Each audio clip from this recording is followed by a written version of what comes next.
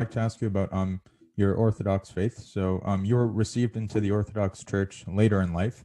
So can you tell us about your move to Orthodoxy and the impact it has had on your life and philosophical thought? Yes, I joined the Orthodox, was received into the Orthodox Church about 25 years ago. Before that, I had been most of my life a member of the Church of England. I'm not certain what the Canadian name for this is, Anglican or Episcopalian. The reason I moved was that the Church of England itself seemed to me to have changed very much from what it was like when I was young to what it was like when I moved over in the mid-90s.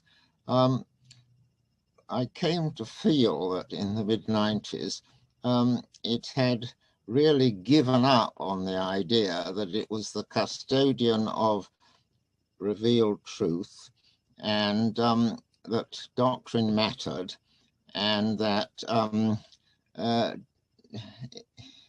it mattered whether or not we followed the church's moral teaching.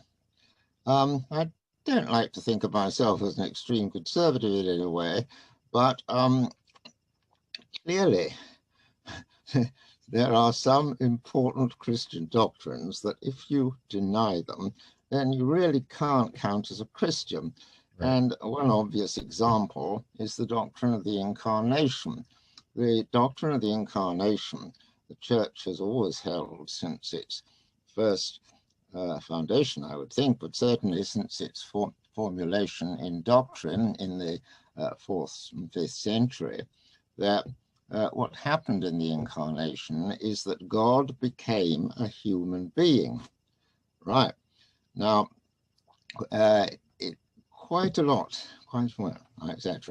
number of theologians recognized as important, and members of the Church of England were teaching not that God became human, but some human became especially open to God. And that seemed to me quite the wrong way around. And the more general point that the Church of England was no longer interested in doctrine came out about that time when it was proposed in the General Assembly that it should be proper for individual priests who taught things that looked as if they were contrary to Christian doctrine to be charged with be called in the old days heresy, but at any rate, teaching a gospel other than the Christian doctrine, and if found guilty, debarred from office. But the General Assembly voted against that on the grounds that, well, we mustn't force anybody to do anything. And likewise with teaching about morals. Now, whatever your particular views about sexual morality, it's been pretty central to Christian, a certain view of that has been pretty central to Christian teaching about morals. There's the sacredness of one marriage, of a man and a woman, and so on.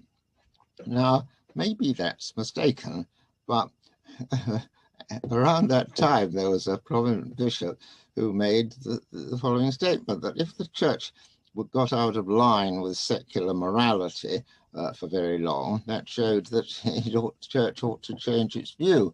Once again, the church is in business to teach its morality and not the secular morality. And it may have got a few things wrong, but it will start from where its own constitutes. So in these various ways, I felt I couldn't really belong anymore. But I've always believed that you can't set up a church on your own, as it were. It has to be derived from bishops who go back to the apostles, and it has to have the Nicene Creed as central to it. And that just left me with a choice between Catholicism and Orthodoxy. many people were surprised that I Right. didn't Yeah. become a Catholic on the grounds that Catholics like splitting hairs in the way that philosophers do, and Orthodox aren't very keen on that, or at any rate, it seemed to some people that they were. But